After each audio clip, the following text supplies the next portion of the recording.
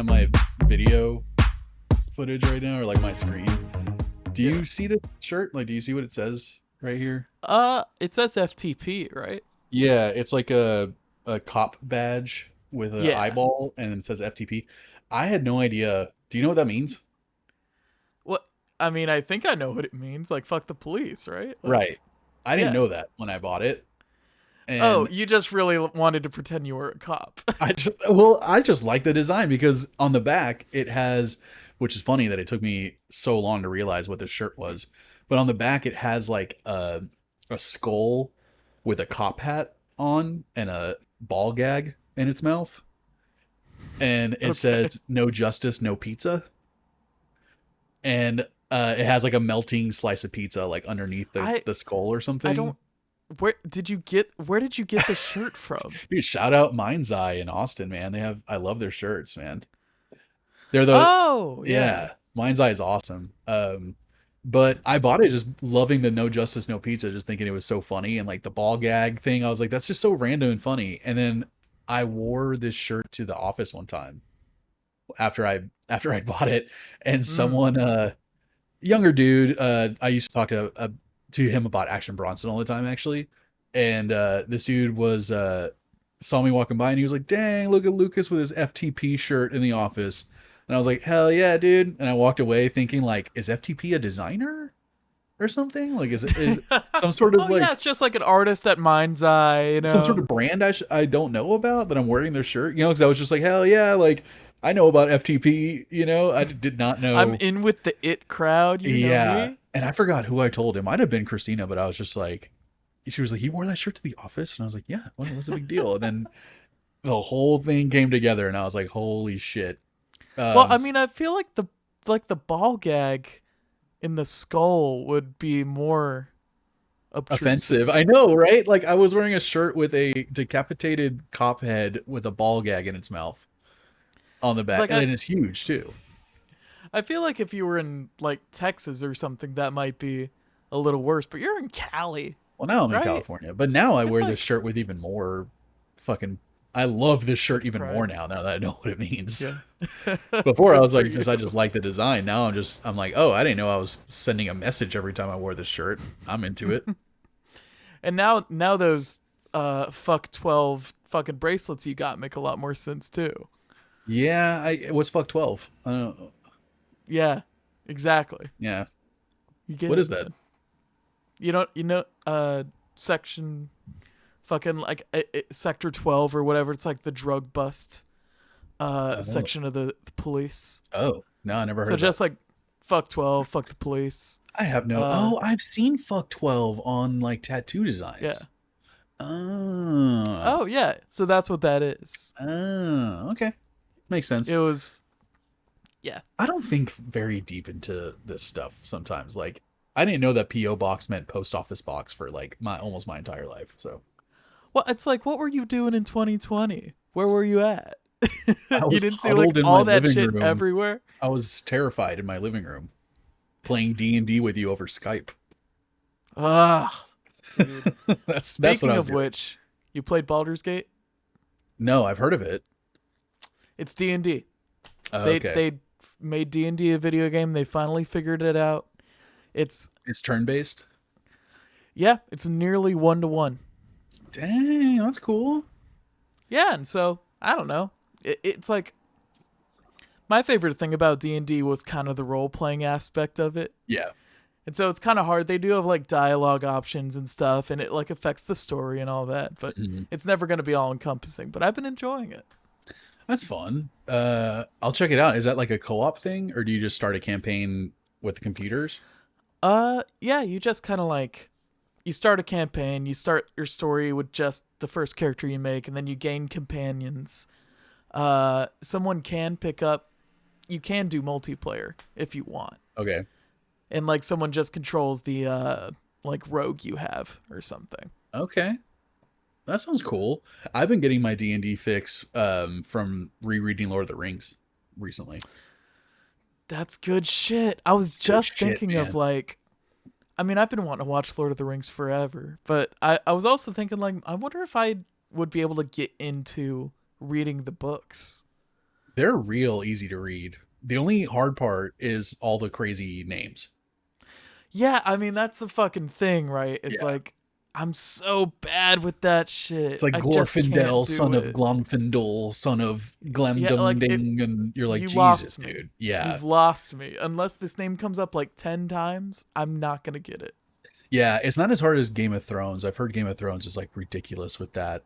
All the characters you have to keep track of. But I Yeah. mean, obviously I'm a huge fan of the movies. But I only read the books once, and I actually the first time I tried reading them, I only made it like halfway through the second book, and never went back to it when I was in high school.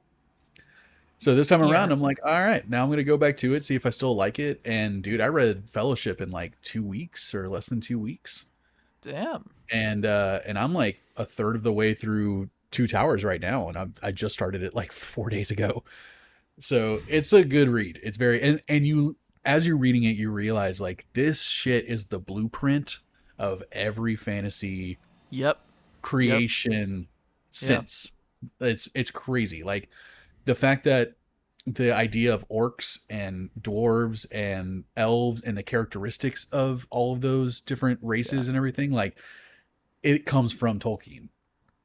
Yeah, no, it's like I remember reading The Hobbit in high school and realizing that like all of this fantasy stuff pretty much originates from this book. Yeah, And it's all he's the like the tropes and original. like meeting in a bar and like Yes. fucking fighting the goblin horde and like all that shit that's from this thing. I never put And that it's together before. Rereading Fellowship, I was like, "Oh my god, they're meeting in a tavern!" yeah, Like, yeah. holy shit! And so like it's very cool. It's really cool when you can like point to a specific thing as the Like the origin of source something. material, Like fucking Rapper's Delight, right? Sugar right? Hill Gang. Like that's pretty much the first piece of rap. Yeah, That song. And I love that. it's really cool. Yeah, and I love that. Like this is like the 50th. This year's the 50th anniversary of hip hop, and it's just so Yeah. funny. Like listening to Action Bronson, and then going to Rapper's Delight, and it's like, hit, No, ha, yeah, it's like hit it up, I hope it do. But and you're like, oh my god, dude, and like it's wild that that song is like 9 minutes long. yeah, there's like an extended version of it too. Oh yeah, yeah. And that was the launching pad. It's like it's funny because I can go back and listen to that song and appreciate it for what it is, but it's goofy as hell, and I wouldn't Yeah. listen to it in my free time. But Lord of the Rings being the source material of any other fantasy shit that has come later, it's awesome to go back and reread Lord of the Rings and go, oh, it holds up. Like Yeah. it's not goofy, it's not silly. It's like, oh my god, we've come so far from this. It's like, no, this is like the original and still one of the best stories in this genre. Yeah. Right.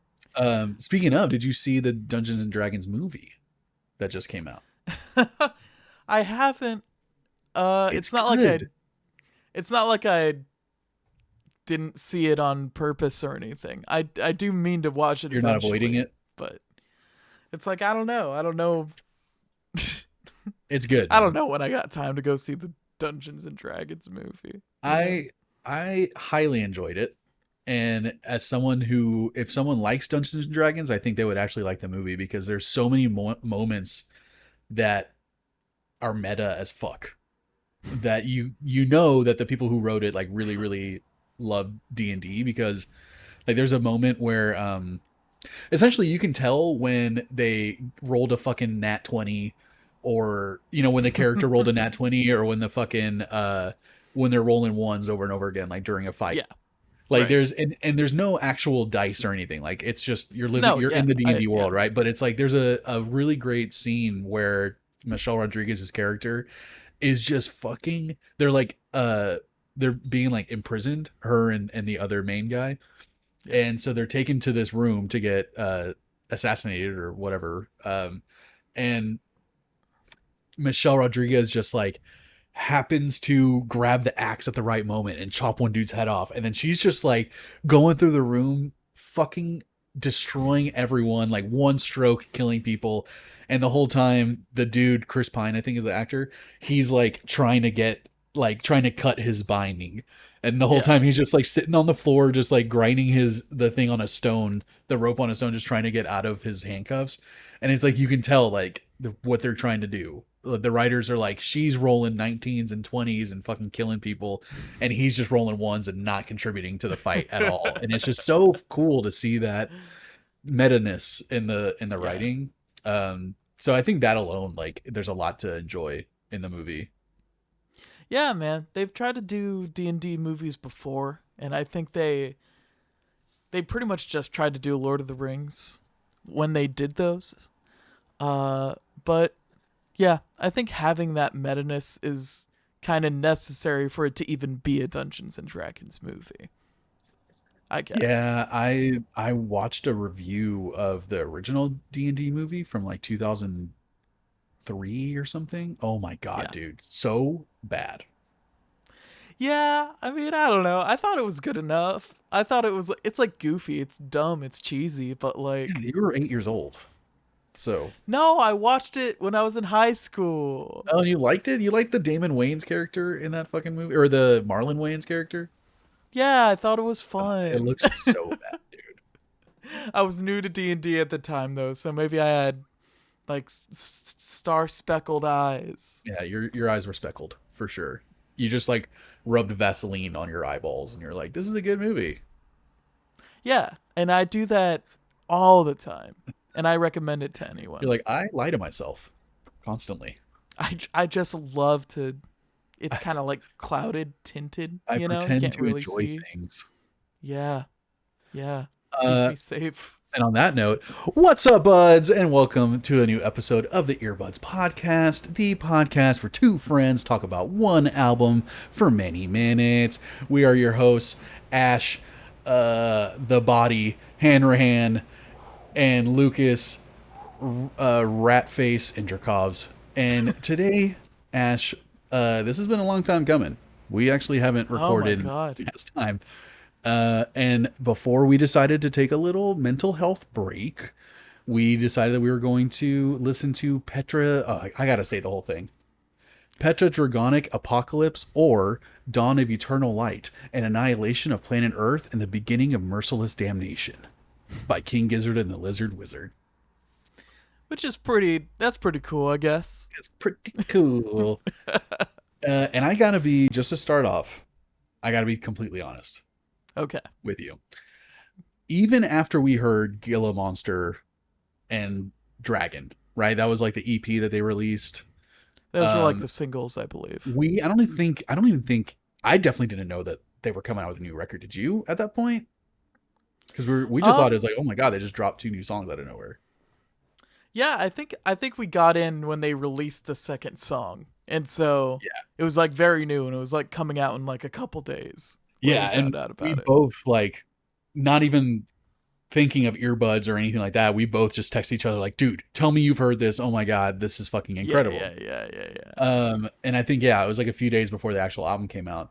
Like, we both creamed so hard over those two songs. My jeans were ruined. Yeah, I've They had were to get just new jeans. awful. Yeah. Yeah. But I gotta admit, like, I wasn't ever, and I've listened to this album obviously a handful of times. I wasn't ever really in the mood to listen to this record anytime I put it on. Really? Yeah, Well, that's a fucking you problem, I guess. for sure. And so do you feel like that really detracted from your experience listening to the album? Is that you were really never in that kind of metally mood? Yeah, that it was. I had to almost like, it felt like I was forcing myself to listen to it, because I didn't feel like listening to metal, like, at all. And but what's crazy is within one or two songs, I'm bobbing my head. I'm fucking going, ooh, that's a cool lick, or oh, that was a cool thing that they did there. And by the end of the record, it's not a short album, it's like 50 minutes or something Yeah. Yeah. of pretty much nonstop fucking thrash metal, like Yeah. awesome thrash metal. I am always like happy that I listened to it at the end, but every time I had to re-listen to it, I was just like, ugh, I don't want to listen to 50 minutes of like, like, I never felt like I never felt like it. But with that said, I liked this album. I like this album too, man. I was in the mood for an album like this, and it fucking it checked every box I wanted it to. It was fucking it was fast, it was hard, it had awesome riffs. Mm-hmm. The like kick on this album Dude, was very like meaty, you it, know? yes. And when you heard that double bass going, it was just like Ugh. a part of me was like resonating with it, you know? I And was you just liked it like because you don't like double bass. I mean, tasteful double bass. Yeah. Well, it was Very used a good. lot on this. It It was sure gratuitous. was. This album. But I was into it anyway, man. Yeah. Yeah, me too, dude. And that's kind of what it was. It was like every time I listened to it, it won me over. Like every time. I knew it had to Yeah. win me over again, and it did every single time. Like really interesting. So apparently this album is based off of jam sessions. Like all these songs are based off of jams that they were I doing. how do you jam like this I have no though? idea. I have no idea. Cuz It's so nuts to think that they can just jam these songs and somehow make them fully realized. I it's cuz like that first track on Omnium Gatherum was a jam. And I Right. was like, okay, that like makes a little more sense. It's a little more jammy, it's a little more groovy, Yeah. it's a little more freestyle, but like something like metal, I've never understood when you need to be like kind of like focused on what you're doing, and it's got to Yeah. be like you can't just like randomly try stuff out in like 7/8, you know? Yeah, I feel like metal in particular of most rock genres is so you have to be so on point. Yeah. Everything's really thought through and meticulous. And it's crazy to think that all these songs started as jams that didn't end up sounding like half completed thoughts when you're listening to the album. Like it sounded Not at fully, all. fully realized.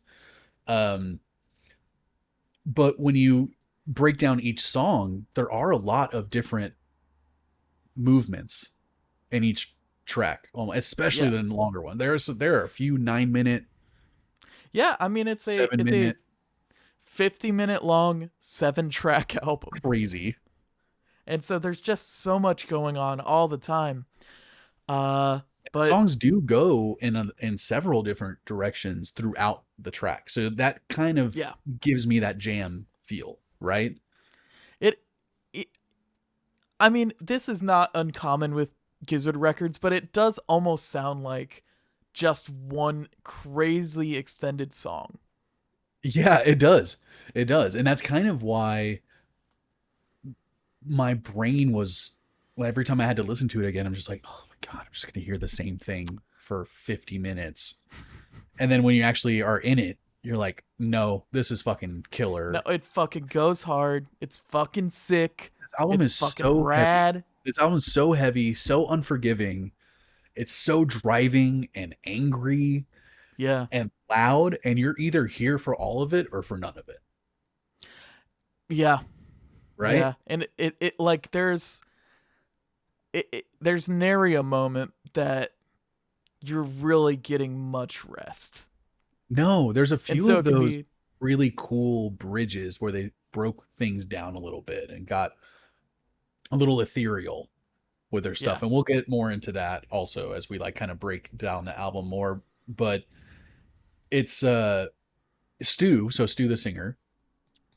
He said that the album's concept, which I love, it's like so right up my fucking alley. Yeah. Talking about D&D and shit, like so perfect to bring that up. Uh, he said the album is about humankind. It's about planet Earth, which is a lot of their stuff is about that type of themes, but it's also about like witches and dragons and shit. No, yeah, it's really cool. It's like basically a Mad Max setting, but instead Yeah. of being focused on cars and gas and stuff, it's just like fucking dragons are roaming around, and there's like massive hurricanes and storms that are ravaging the land, and it's Yeah, and like Godzilla type creature drinking motor oil to like and just fuel like the fire that they breathe out of their mouths. And they fucking like shooting the last human survivors with like a fire breath blast in the space station off the yeah, planet. Like dude. fuck, How man. It's cool is so that? cool. Like that's in a flamethrower, right? Where he says like I'm gonna take down the ISS. That's like my Yeah, yeah, next yeah. target or whatever. God And damn. it's like, it's so fucking cheesy. Like, Yeah. why does it work? I don't get it. I don't know. I think the reason why this album, in my opinion, is so good is because these guys sound a lot more confident on this record than they did on Infest the Rat's Nest, in my opinion. I think I think that focus I think that feeling probably comes from the higher production of this record. Yes. And Way better also production. longer songs, right? They're more Right. involved than the last record, which had like 3 to 4 minute songs, I think, if I remember correctly. Yeah, so we're Um, comparing this directly to Infest the Rat's Nest, right? I I think for good reason. Yeah. I think the stories are even a little connected. Uh, I don't know. well, I guess you could think of it that way if you want to. We talk It's about the very Gizzverse, interpretive. right? Or like everything seems to be sort of connected, seems to all I be in don't the same know. universe. Well, Stu said that when they made Rat's Nest, they felt like it was more experimental than a metal record. And they were thinking, okay, here's this music that we all grew up on, but we never had the guts or confidence to really play this type of music before. Like they never thought Yeah. they could pull it off.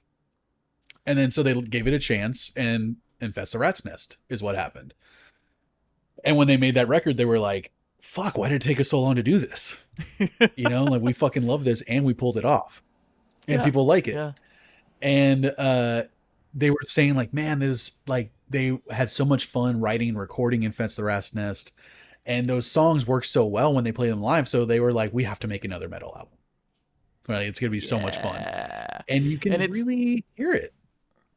it I think no, not too soon, not a moment too soon did we need a record like this in my opinion, because From there was King kind of Gizzard a long, specifically. yeah, from Gizzard specifically, because Yeah. they kind of did the thing where they're like, all right, we're gonna release like 5 more albums this year or Yeah, and I whatever. didn't really dig any of them. Yeah, it's like, it's not, none of it is bad. It's just kind of like it kind of drowns in itself, Fell I'd flat say. for me. Like, my favorite record was Changes, for whatever reason or another. You know, Sure. I don't really know why. I think Yeah. going back to it, all the records have a lot of good stuff. There were like 2 records that each had 2 songs that were both like exactly 15 minutes for some reason. Uh, That stuff bugs me but sometimes. it'd been too long since they really rocked out, you Yeah. know? And so I think this was perfect, exactly what I needed. It got my partner Riley onto King Gizzard, because Hell yeah. before she had she had perceived them as like Butterfly 3000 and that's it. Like that's all they Oh, do. And it's like, "Ooh, yeah. I got something real nice to show you then." Oh, that's so exciting when you have that opportunity when you're like, oh my God, you think Radiohead is just Kid A? Oh, buddy. I'm about to blow your Oh, fucking mind. bud. And Yeah, it so, was I yeah. agree. Like I needed an album like this from King Gizzard because it's not like I only like their rockin' stuff. I love their lounge stuff. Butterfly 3000 is one of my favorite by them. Yeah. But Yeah. I needed what I needed from them was something with focus. And this felt like this was a focused album because you mentioned Omnium Gatherum, and that album seemed like a little bit of everything. It was like a buffet of what King Gizzard can do, which Yeah. might be great for some people. Well, for me, I'm just like, this seems, I mean, unfocused is the only word I can think of, like the best word I can think of. But again, it's crazy to think that this album sounds so focused, but is based off of jams. And they said that they did it the same. The writing was very similar to that album, which we haven't even mentioned it, which is one of the 3 that they released sometime this year. The Ice, Death, Planets, Yeah, yeah, Lungs, yeah, yeah, yeah. Mushrooms, and Lava, right? It's Um, something like that. so what they did was they wrote a song a day. They Mm. didn't start out with any riffs, any tunes, no ideas, and they just started from scratch on every single song every day. Oh man. So it was It's a very interesting. Gizzard thing to do. Yeah, right. And it's interesting because they almost wrote it backwards in a lot of ways that music is written, especially metal music, where Stu he sketched out the stories of the songs and he portioned it out into 7 different titles that he wanted the songs to be called. And he kind of Mhm. sketched out his idea in terms of lyrics and themes for each song. Yeah. And then they went back and wrote music around it. I mean, starting on a bass like that, it was just like, yeah, I want a song called Dragon. I want a song called Flamethrower. And I want it to Yeah. be like charging and double bass. And like, I think that makes a lot of sense. And I would not be surprised if that's how they made all their songs, seeing as the name of every song is just the word said in the chorus. Yeah, that's kind of what it feels like, right? Like with Motor Spirit, he's just like, okay, this is what I want this song to be like. And it's about, I don't know, drinking motor oil and post-apocalyptic and all this Yeah, crazy shit. yeah, And they're just like, okay, okay. And then I guess that is a cool way to write a song because then you're just like, oh, and then he kind of paints this picture for you, and then all of a sudden you think of a riff. It's like, well, yeah. that idea made me Like think of the this. the song Witchcraft. Yeah, that fucking makes it the when I got them mighty for and Yeah. mighty seeking. They like that sounds like fucking from something of Lord of the Rings for some reason, you Yes. know? Yeah, And it sounds like a folk like bard song or something. but they just fucking ram it. And it's so no. I feel like they got the ideas of the names of the songs perfectly and were able to get across that vision. Witchcraft specifically felt like a throwback Gizzard song for me, and I really really liked it for that. Like where the vocals and the guitar are just doing the same thing. Yeah, Like yeah, it yeah. feels very Nonagon Infinity or Yeah, yeah, yeah. Polygon Dwanaland or something. A lot of that a lot of that like psych stuff that they were doing around that era Yeah, had that kind of guitar following vocals deal. kind of. I feel like they kind of had to do it on a lot of their microtonal stuff because then it's like, how do you sing over microtonal music if you're not just singing that note along with it? It must have been so hard to write a melody around that. But like, it almost sounds like a writing exercise is what this album was when he describes it that way. It's like, oh, I thought of the ideas for each song, the titles for each song, and the lyrics before we even wrote the music, and it's almost like, that almost sounds like a, hey, let's see if we can do it this way, Yeah. And I dig that, and I think they really pulled it off. Like, I think so. The comparisons to Rat's Nest obviously are so readily easy to make, right? Like you have to compare I, the two. it's their two metal albums from There's no other record in their they're discography not that's like pretending this. that these are like, not related to each other. I don't Right. think. So this is essentially Rat's Nest 2, but honestly, I'd go a little further than that and I'd say that this is more than just a part 2. I think it's a 2.0. I think it's like a version 2.0 Damn. of Rat's Nest. What I wanted to definitely get into in this episode is which album you would put over the other. Well, I think I'm about to I think I'm about to answer that question because to me it is a step up from Rat's Nest. And I love Rat's Nest. Like I fucking love it for very different reasons than why I Yeah. love this album. Yeah. I think in a lot of objective ways, if you're breaking down very objective things and taking emotion out of this, comparing the two albums, I think Petrodragonic Apocalypse um, has better songwriting, better production, better structure, better lyrics, and better musicianship than Rat's Nest. I think all of those across the board are improved on this album. Yeah. I have to agree with you on that. Yeah. What I will say though, I think what Infest has over this album is there's a definite catchiness to a lot of their songs.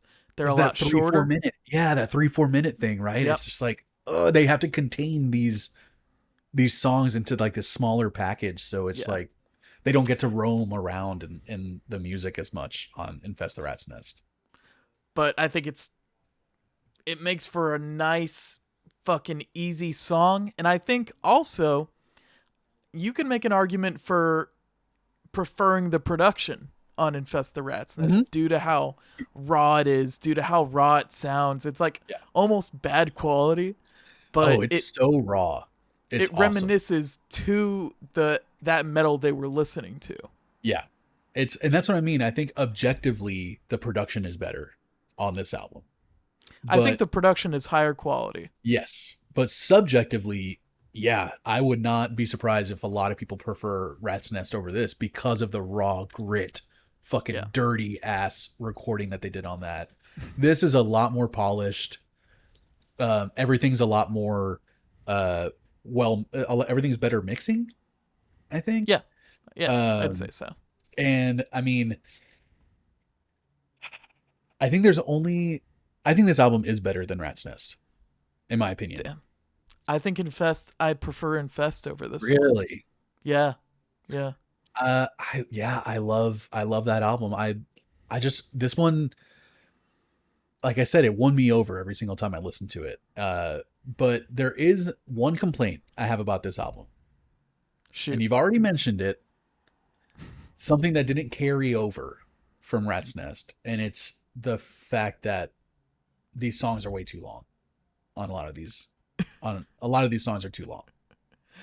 Yes, it can be a bit exhausting. Yeah. It can be, yeah, I don't know. It's just a Meandering. fucking it feels more like you're listening to just the album as a whole. You have to. Uh You yeah, can't pull out it's like like, hell, like from Infest the Rasness, and be like, oh my god, that song just by itself is so fucking cool. yeah, yeah, yeah. But if you pulled out Dragon from this album, you'd be like, damn, this is fucking cool. And you're like, oh shit, it's still going. Oh, holy shit.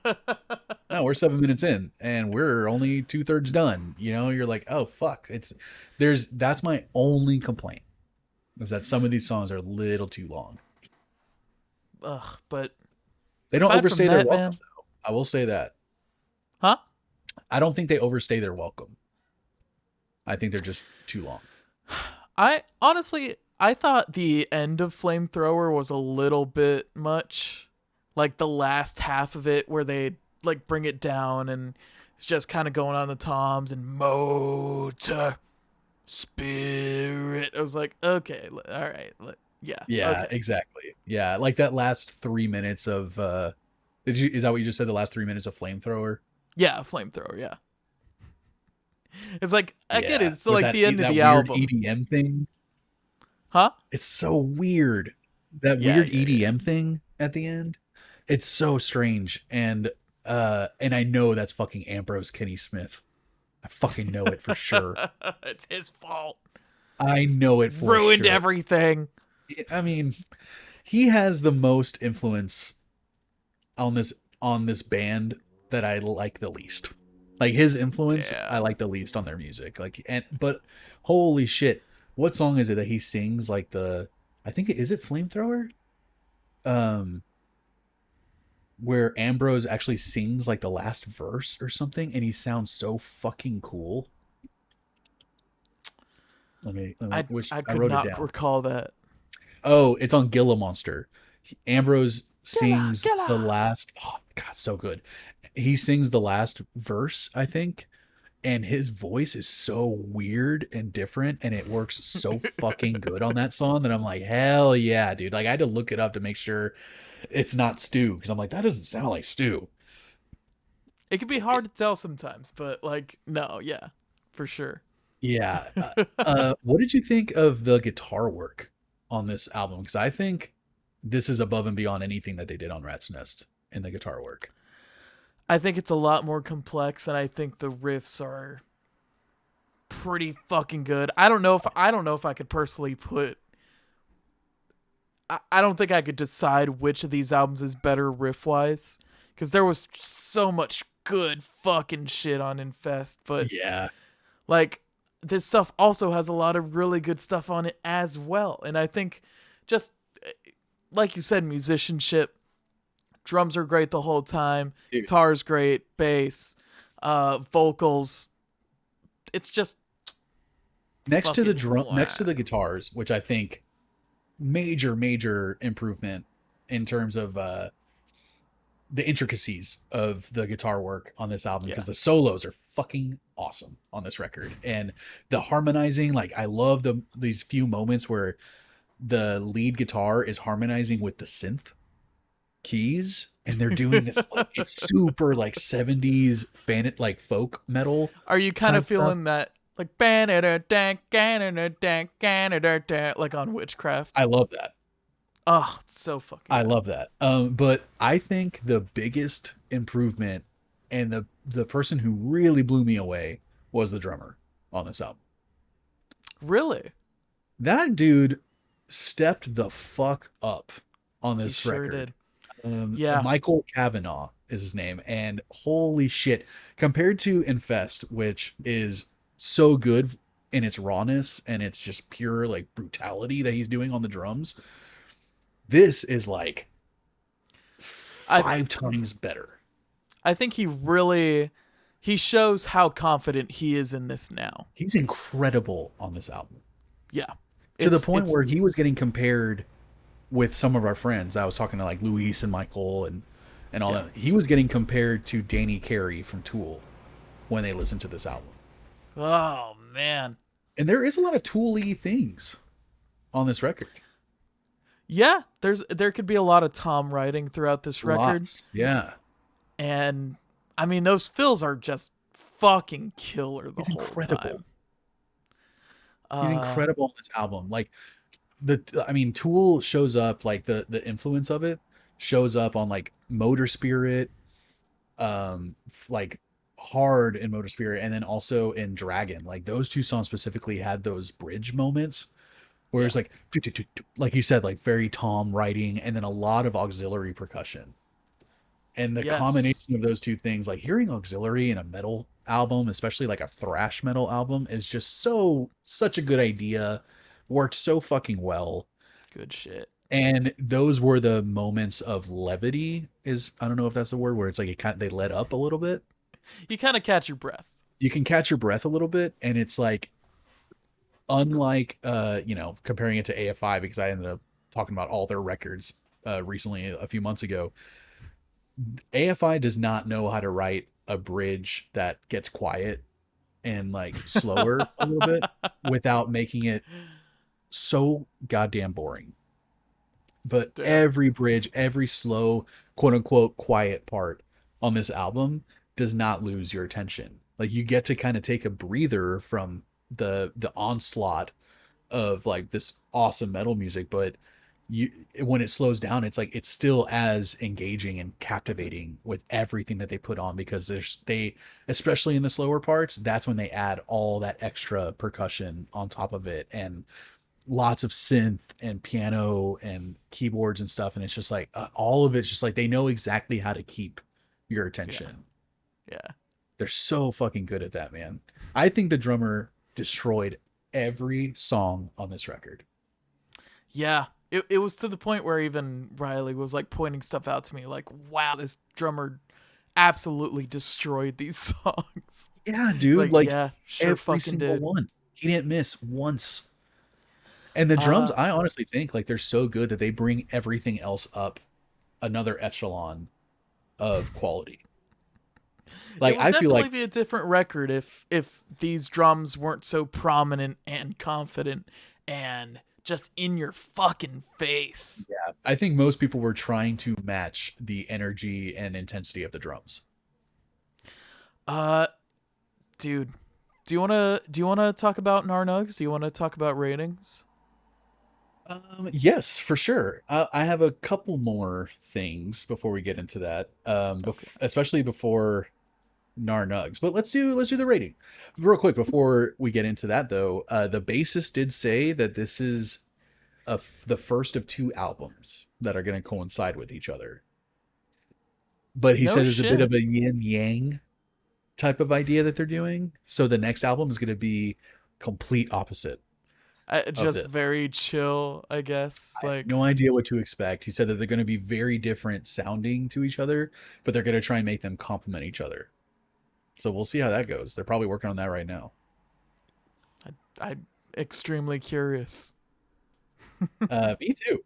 But yeah, so All that said, man, what would you rate the album as a whole? I'm gonna give this a seven. Well, wait a second. No, yeah, I think a 7.8 is where I'm landing, Okay. which might even be a little low.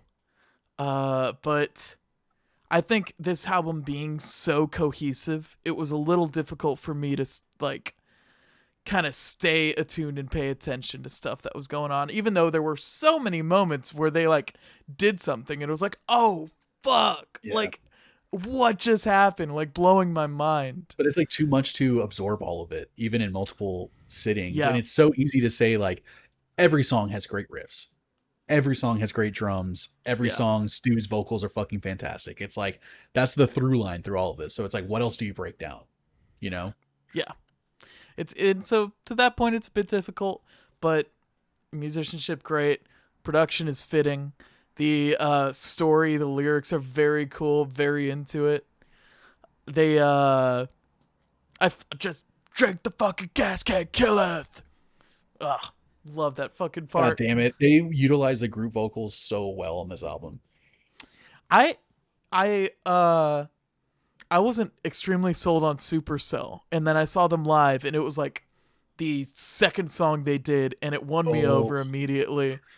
I thought Super it Cell, super, yeah, Super Supercell, Cell.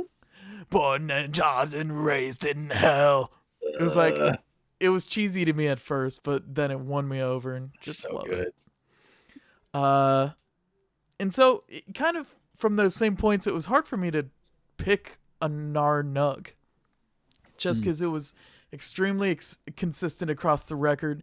I'm gonna say I don't have any honorable mentions because they are just kind of all Well, honorable mentions except for the two I'm about to pick.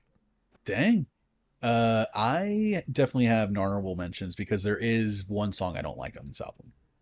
Damn. Well, But my rating is right there with yours pretty much. Like, I find myself enjoying the more straightforward, simpler, shorter songs than I did the longer ones on this album.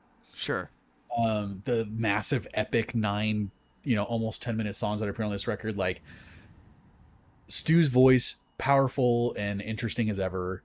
I love that they went full fucking Mongolian throat singing on Dragon, which is like has always been the best comparison to Stu's like weird alter ego metal voice that he puts on. Yeah. That for years, and they were just like, I'm sure they've heard it so many times that on Dragon they're like, all right, you know what? Let's get a fucking throat singer in on this song. So they were doing that. I'm like, yes, I love that they embrace that. About time.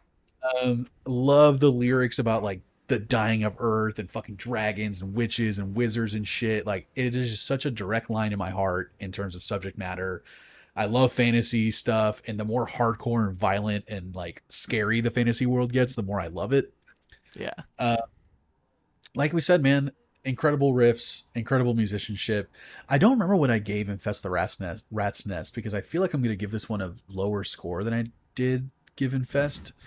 I Um, I think we both gave it somewhere in the Pretty high. nines. I think we were in the nines. Yeah. Um, I'm giving this an 8 out of 10. So right above you. And I, it's like I'm confused because I should have listened to Infest the Rat's Nest again before we talked because I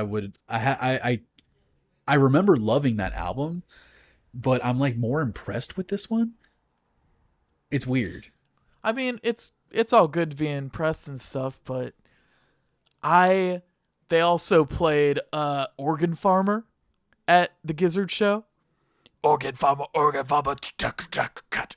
And I lost myself. I was just fucking flailing around, and that shit gets you so hype, and I I don't know. I fucking I love that guess you album. have a very unique perspective than compared to me because you saw these songs live. So Yeah, you can which compare the energy they between Infest the Rat's Nest and this album they in only a live. really played they played I believe two songs off Infest and one from this album, Oh, that's it. which I thought was odd because we saw them the day that album came out. Yeah, I thought it would have been And at so, least half the record. nope. They played Supercell and they moved on.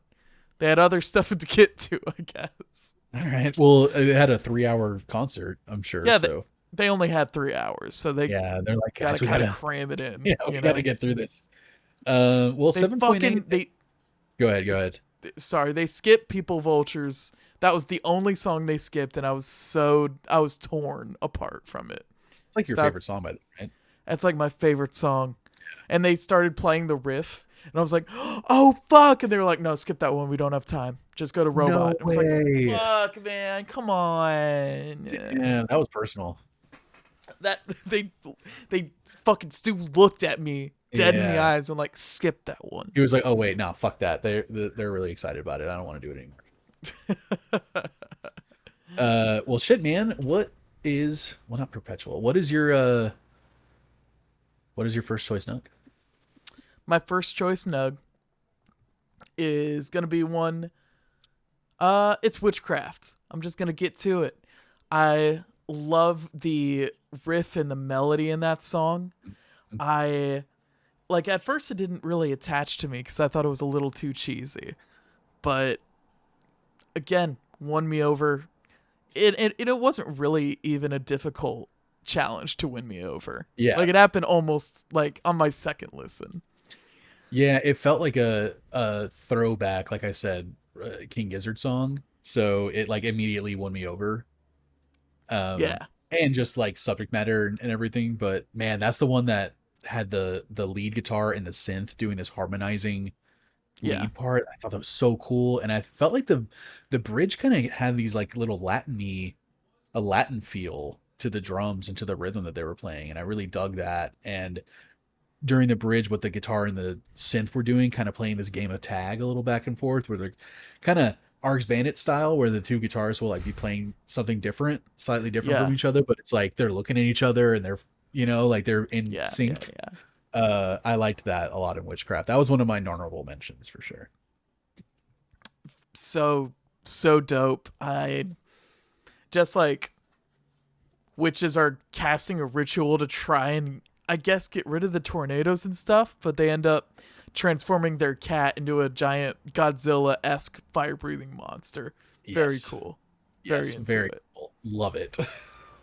What was your first snug, good sir? Well, my NARS were Motor Spirit, um, Witchcraft, Yes. Dragon, Uh-huh. and Flamethrower. Okay. So yeah, so Are I you trying to believe guess that what leaves song I don't three like? songs. I think it'd be faster to just tell us the one you don't The one I don't like. like is Converge. It's not that I don't like it, it's just my least favorite. So I just didn't put anything Ugh, really on it. I love that one. Converge, converge, It's converge. the intro is super like 80s heavy metal, which I thought was kind of cool. I always loved like chuggy palm muted guitar riffs and stuff or whatever, but yeah, it was just my least favorite. Flamethrower, I thought it's one of my NARS, but it is such a great way to start a song, first of all. Like the start of Flamethrower is so fucking sick, and it's such a great way to end the record.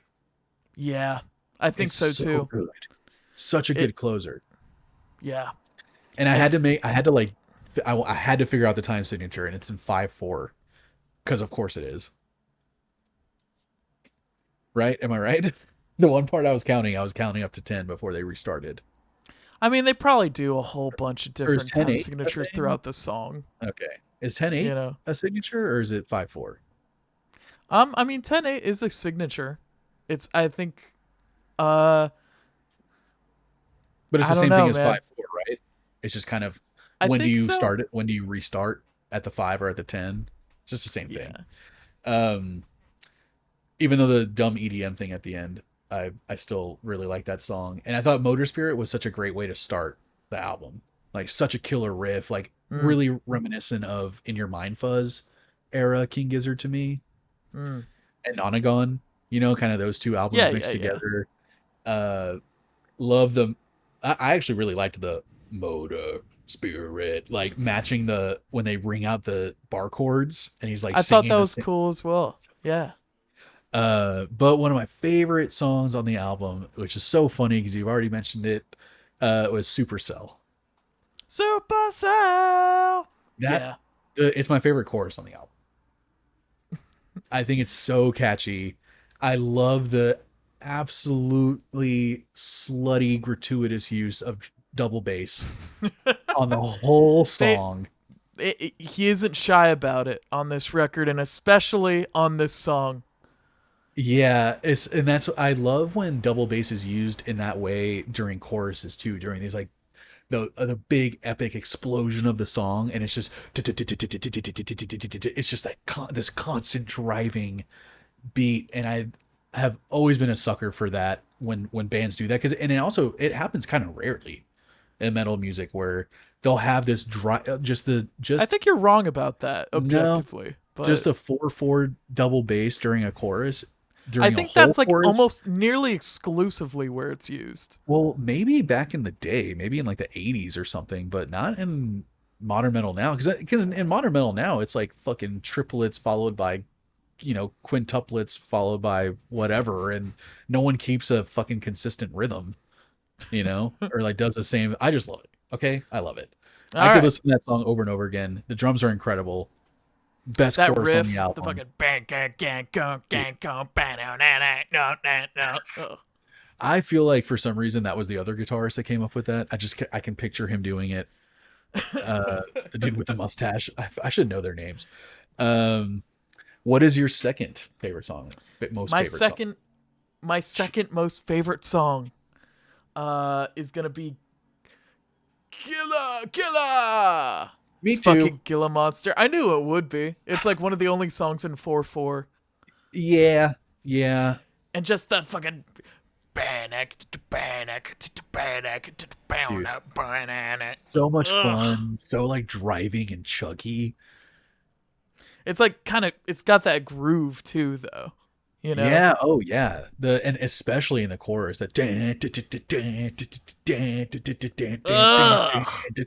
Ugh. That chorus. It's so funny because I read the lyrics for the first time today, like re-listening to it before we recorded, and uh even before I had read the lyrics, the chorus where they're just like Gilla, Gilla, just saying that Yeah.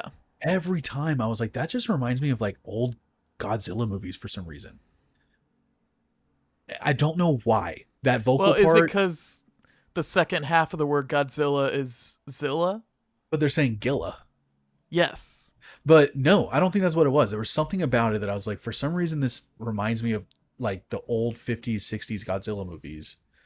And then reading the lyrics, they say Godzilla like 10 times in this song. So I think that incepted in my head that I was like, for some reason, that makes me think of Godzilla. And then he mentions Godzilla like over and over again in the song.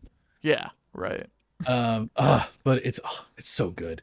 Uh, I love, and plus they do the King Gizzard woo in this song. Yeah, So it has, monster. woo!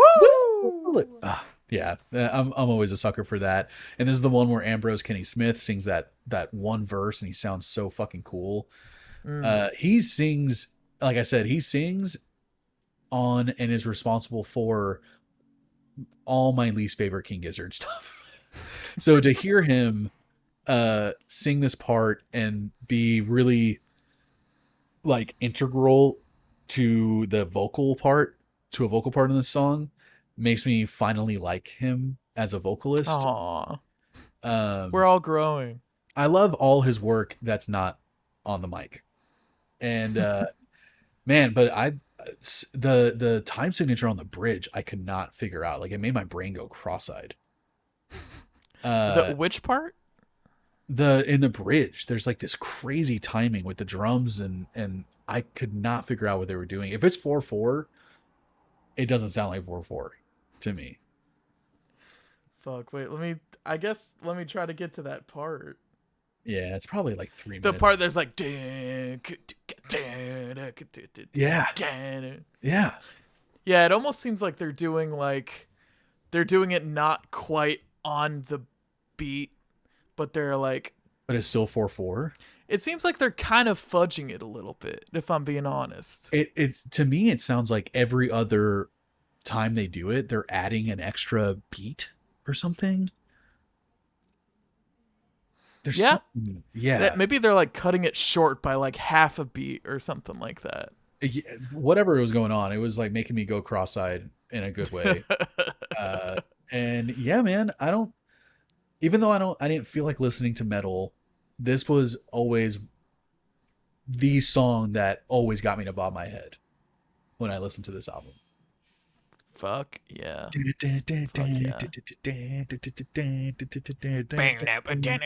Yeah. Love it. And the fucking Yeah. drummer like it's gonna be so fun. Wait, to that's play, witches, man. or that's witchcraft. Oh my god, I wish we could fucking play music together so we could do some of these fucking metal songs.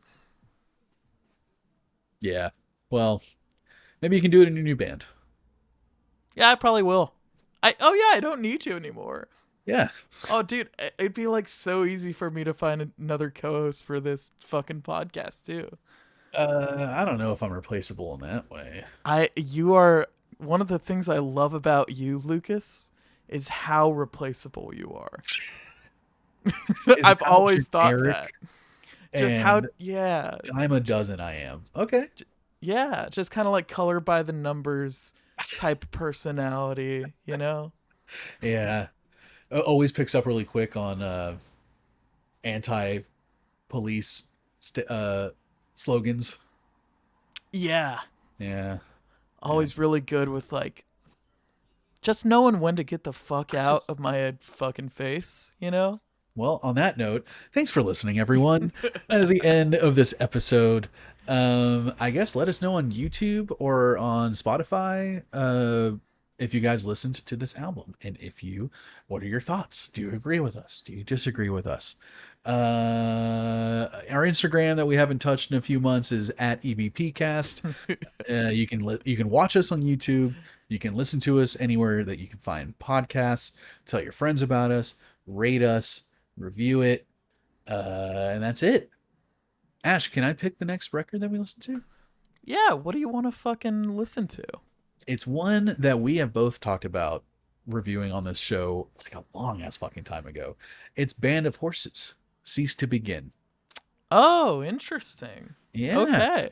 Yeah. I haven't listened to that whole album since college, so probably like 15 years at this point. And that's perfect because I just discovered today that they're from Seattle. You didn't know that? I didn't know that. There's a lot like of shit that happens here, you know? That's true. I feel like next to Nirvana, they're the most Seattle sounding band that I've ever heard. Wait, fucking Nirvana's from Seattle? Yes, Ash. All right. Yeah. You want to... Yo, my mind's getting fucking blown right now. Anyway, see you guys later. We gotta end it because we can't talk about this right now. Yeah, no, this is we'll get to another episode where we find out just how many bands are from Seattle. Let's just do a Seattle band episode. We'll just listen to every Seattle band real quick and decide which one we like the most. You know, that's not a bad idea for a podcast of only listening to like Seattle famous bands. You know, it would have to be its own entire podcast. Oh, 100%.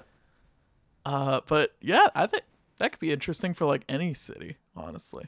That would be, yeah, that could be really interesting. Like, I feel like if it was Houston, you would just have to do hip hop and you end up listening to like way too much Paul Wall. More than anyone. How much Paul Wall is too much Paul Wall? More than 5 or 6 songs in one sitting? Yeah. It's pretty rough. It's kind of all exactly it's a lot. It's a lot. Yeah. Thanks so much for listening, everyone. Ash, this was good. Lucas, this was good. Oh my god, bye. Bye. Bye. Bye. Bye. Bye.